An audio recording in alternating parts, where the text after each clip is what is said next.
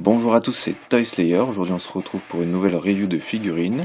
Il s'agit du personnage Nappa de la gamme SH Figuarts de chez Bandai Tamashii.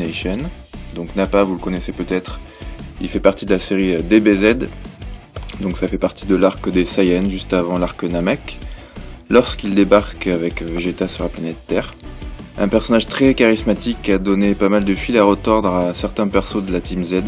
On va s'intéresser dans un premier temps au packaging. Donc ici on a une boîte vitrine où on distingue la figurine côté gauche, et ici côté droit on a un petit aperçu d'une pose qu'on peut lui donner. En bas on retrouve ici les licences Dragon Ball Z, Bandai Tamashii pour l'édition et la conception. Sur le côté, quelques parties de la figurine. Au dos on retrouve quelques poses qu'on peut lui donner. On retrouve également la figurine de Vegeta qui va avec, dont je vous ferai la review le plus tôt possible. Et sur la tranche on retrouve un côté de la boîte vitrine avec juste l'écriture ici Nappa et ici SH Figuarts Nappa. Je vous propose qu'on l'ouvre tout de suite et on va voir à quoi elle ressemble. Donc voici à quoi ressemble la figurine une fois qu'elle est sortie de sa boîte. Donc dans son plastique on peut voir qu'il y a pas mal d'accessoires. On a déjà 4 têtes différentes, dont une avec le scouter et d'autres avec des expressions plus ou moins rageuses. Il faut savoir que Nappa c'est un personnage très agressif, donc du coup ils ont fait des visages qui vont dans le sens de son caractère. On a pas mal de mains aussi, je vais vous montrer, qui vont servir justement à faire des poses et des attaques caractéristiques au personnage, comme vous avez ici sur la boîte. Et sur le derrière on a même un petit socle et un petit Kikoha, donc une petite boule d'énergie qui va servir à faire un petit display. Je vais la sortir de sa petite boîte et on va voir de plus près tout ce qui est articulation et sculpt. Donc voici à quoi ressemble Nappa lorsqu'on le sort de sa protection plastique. Donc un personnage très volumineux, bien baraqué. Donc on mesurera après, mais il a une belle taille. Il pèse son poids.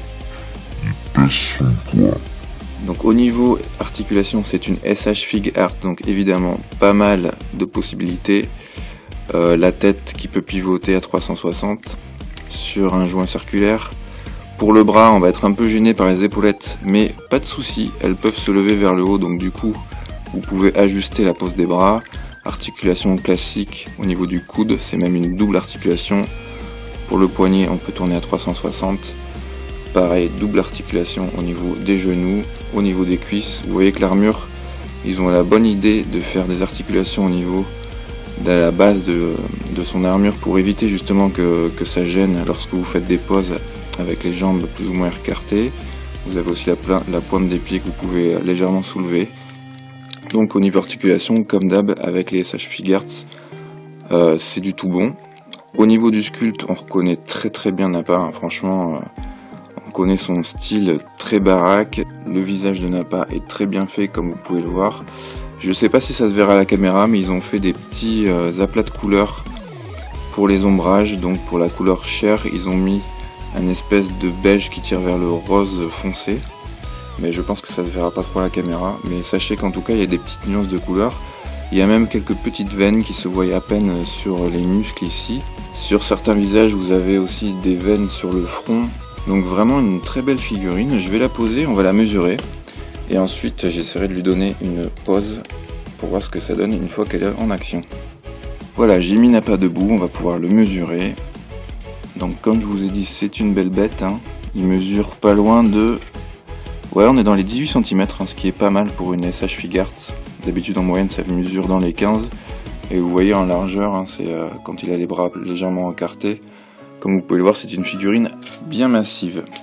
Ce que je vous propose, c'est que je vais lui donner une pose. Je vais m'inspirer un peu du derrière de la boîte. Et on se retrouve pour la conclusion. Donc voici la pose que j'ai choisi de lui donner. Donc un Nappa en train de lancer un Kikoha avec la main en avant. Pour vous aider justement pour toute la pose d'accessoires, etc., vous avez évidemment une petite notice qui est toujours la bienvenue, même s'il n'y a rien de très compliqué.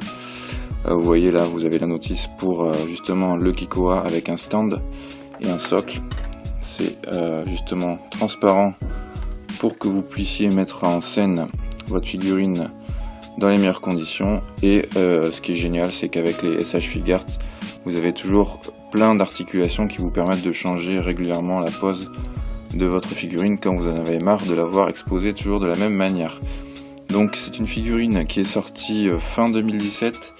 Moi, elle m'a coûté environ 60 €.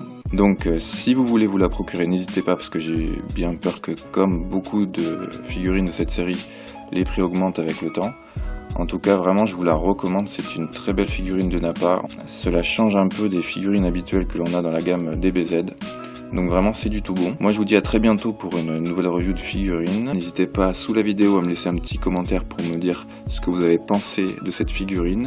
N'hésitez pas également à vous abonner pour ne pas louper les prochaines reviews qui vont arriver bientôt sur ma chaîne. Et quant à moi, je vous dis un grand merci et ciao!